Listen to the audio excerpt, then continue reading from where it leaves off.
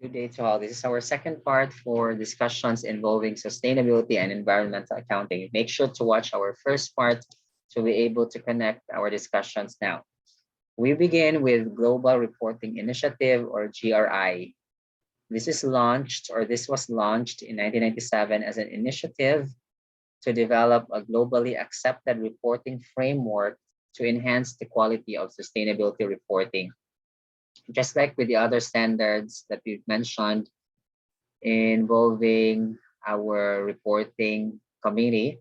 So if you can recall, that was also that was also organized in order to enhance the quality of our reporting and the information that we provide to the general public and also our stakeholders. This GRI is a joint initiative of series, which is Coalition of Environmentally Responsible Economies, and the UNEP, which stands for United Nations Environment Program. The overall aim is to enhance transparency, comparability, and clarity amongst other principles. So we want to be transparent. We provide the accurate, correct information. We compare one thing over the other, and we have to be clear about these things. Then after GRI, that is sustainability reports based on the GRI framework can be used to demonstrate organizational commitment to sustainable development. That's true. How committed are we?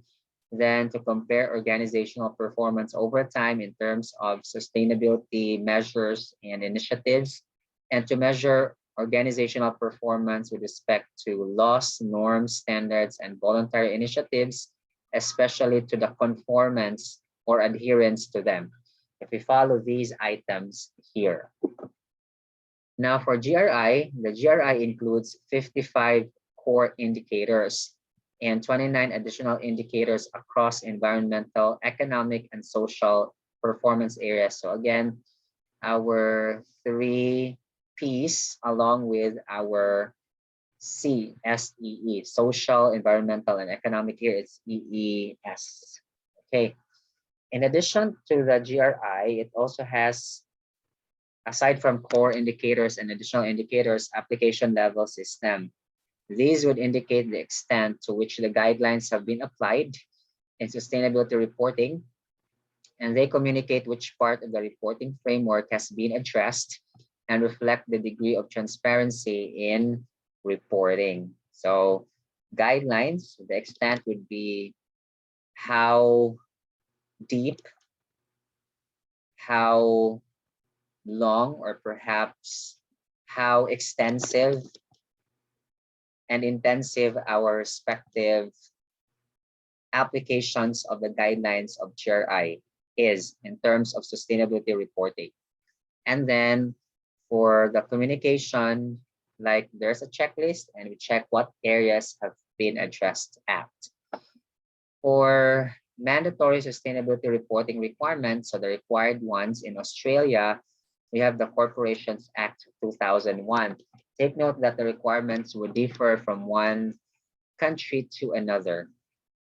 This is just an example. Australia would have this act requiring directors to outline the company's performance in relation to environmental regulations.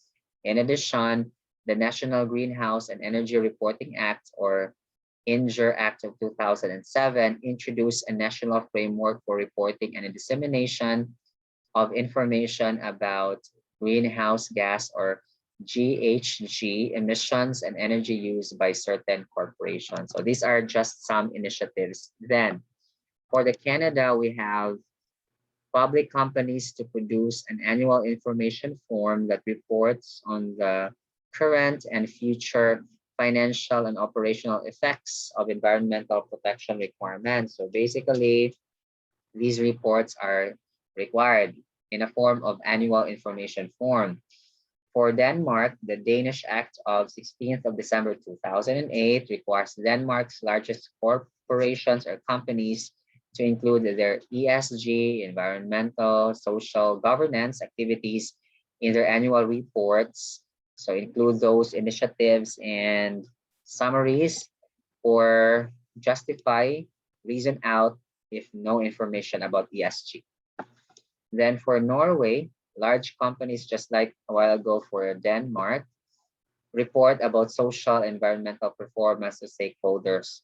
So it seemed that the other economic is omitted, but we all know that it's there because the business is organized for profit. So that's why the highlight is on social and environmental. Next is for the United States. The US Environmental Protection Agency proposed a mandatory greenhouse gas reporting rule, which became effective on 29th of December 2009.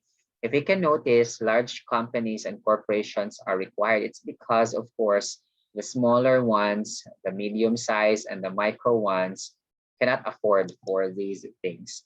SEC requires disclosure of some general information, including disclosure of capital expenditures, which are used for environmental control facilities and about environmental claims. So PPE items in relation to environment should be disclosed accordingly in the notes. And also if there are claims, example, there are some people who are affected by certain actions by the corporations about the environment, and therefore they are now seeking claims from the corporation or business in the form of provisions or liabilities. Then stakeholder influences are very important since they are actually our end persons in terms of why we make these reports. Contemporary entities now consider a range of stakeholders in their decision making. In terms of GRI, entities following are required to undertake stakeholder assessment as part of the reporting process. So are our stakeholders satisfied with the reports? Are there opportunities for improvement, for better planning and management functions next time?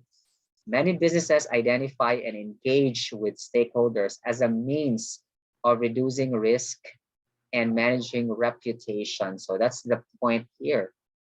Where are we doing the sustainability reporting? So we want the risk faced by the business to be minimized, if not eliminated, because we said that such cannot be.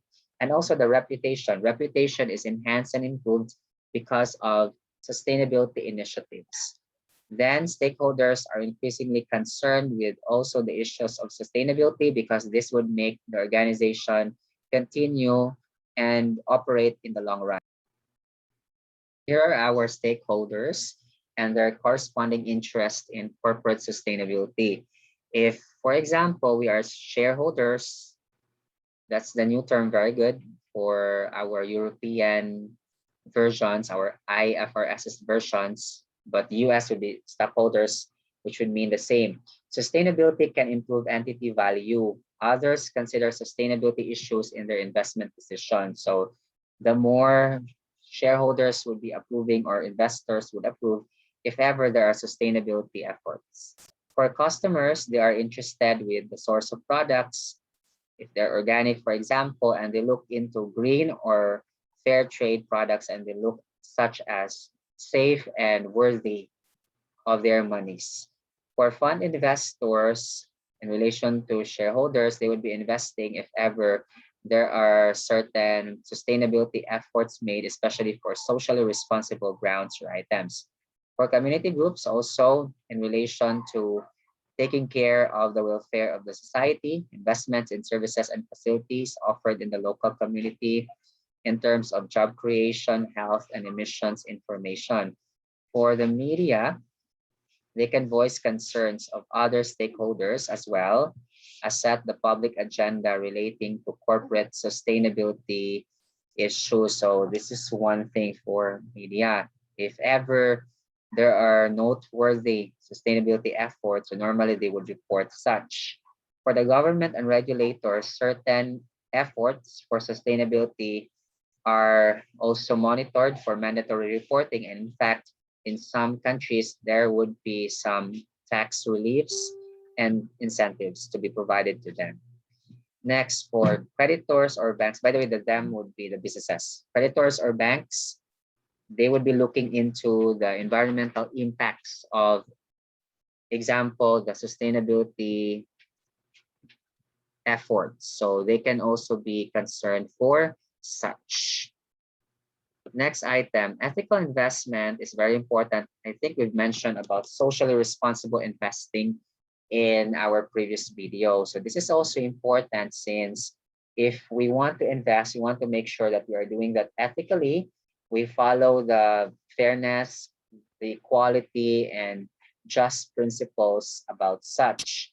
And investors, again, would be interested to place their monies more if there is corporate sustainability effort being included and the performance and reporting. Then more broadly, many institutional investors are concerned about the economic, financial, these two are related, and regulatory risks of global warming. So this is all about climate change, which is a timely concept or thing about our world.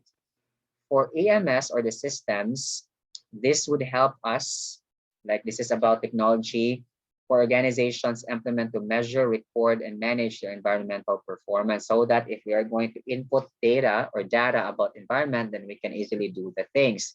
In addition to providing organizations with a tool, they also facilitate the organization's communication to stakeholders. By using these reports and systems, we can easily generate such, and we can communicate timely to our stakeholders, and stakeholders can evaluate and also decide accordingly. Just like our financial statements, if we talk about financial accounting and reporting. Then for this one, we have the ISO 14001 for the governing of EMSs. Then it covers the development and audit of EMs. So this standard helps and requires certifying companies to establish and maintain communication both internally and externally. So that's important for communication, not just within, but also outside. Then it also requires companies to develop policies, objectives, and targets and assess environmental performance against these requirements. So that's also true. By having the policies, by having our targets, then we can easily check if what we are doing is in accordance to such. For climate change and accounting, we have Kyoto Protocol from Japan, which is an agreement that commits signatories to achieve GHG or greenhouse gases or carbon emissions reduction. So there will be a limit of that, and if ever it's a high level or higher level, then such should be lowered down. Under the Kyoto Protocol, countries were allocated allowed emissions in the form of assigned units that corresponded to their agreed emission targets. So if we have the targets from there for the emission of these, again, greenhouse gases, carbon dioxide and all, and then there would be limits to that. So there would only be the allowed emissions, the maximum amount would be. For emissions reduction schemes, they are developing, or that they would be the countries, many countries have been developing emissions reduction schemes to mitigate or reduce climate change. And there are two approaches. We have the ETS, emissions trading scheme, which are designed to control emissions by allowing participants to trade excess emissions permits. So this is also true. If ever they go beyond, there would be permits. And carbon taxes where a levy is paid based on the amount of emissions or GHG. So the higher emissions, the higher the taxes. Which means what would be the result? What would be the outcome? So people and organizations would be mindful with their emissions of greenhouse gases and the carbon gases. Next, for Australia, they apply the ETS. Again, ETS stands for Emissions Trading Scheme. And then this provides, the ETS, by the way, a mechanism by which economic activities of an organization can be linked to climate change benefits, of course. So if they want, for example, to be able to minimize their payments for the environmental aspects for climate change and global warming, so they can find ways to minimize, again, their emissions. And with that, that can help for the organization to be able to show to the public how committed they are, and they're going to attract more investors to pool their resources to them. So it's a win-win case and also economic at the end of the day. These are expected to be significant costs, including we have the reporting requirements such as compliance and monitoring costs, investments to mitigate and manage emissions, then reevaluation of corporate strategies, operational and control system. So in doing these emissions reduction schemes, there would also be investments which are material and significant, but overall, and hopefully, the efforts in the long run would provide more benefits to the company. So in fact, we said that there would be compliance, there would be monitoring of costs, emissions could be minimized because of more investments placed, and then there would be a evaluation of the strategies, operational, and control systems. Next, for carbon emissions accounting, there is no currently clear guidelines for such how to account for carbon pollution permits or emissions trading activities. However, if we just think about it, we should be minimizing such emissions because the harm would be there to the environment. Organizations are required to account for both purchased and allocated emissions allowances. So how should they be valued? How do we value them? Or are they intangible assets or financial instruments? It's now all about accounting, because intangible assets normally would be the right or license to operate. So that's the license given to such for the operation, or they would provide certain cash flows to the entity as financial instruments. So they are investments. So that's also one thing that should be looked into. This is about financial accounting now. Then how should organizations account for their obligation to deliver allowances to the government at the end of the reporting period to pay for their emissions? So how do we account for that? Is that going to be an obligation? If you are going to ask me, it's going to be a yes, since there's now an obligation based on the agreement of the organizations and commitments made by them towards the carbon emissions reduction.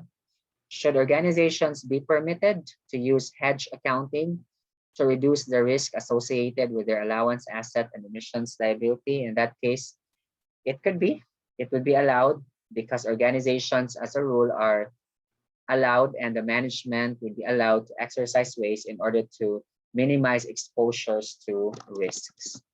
All right, so that would be the end of our presentation. Thank you very much for listening. Hopefully you got something from this session, and God bless us all.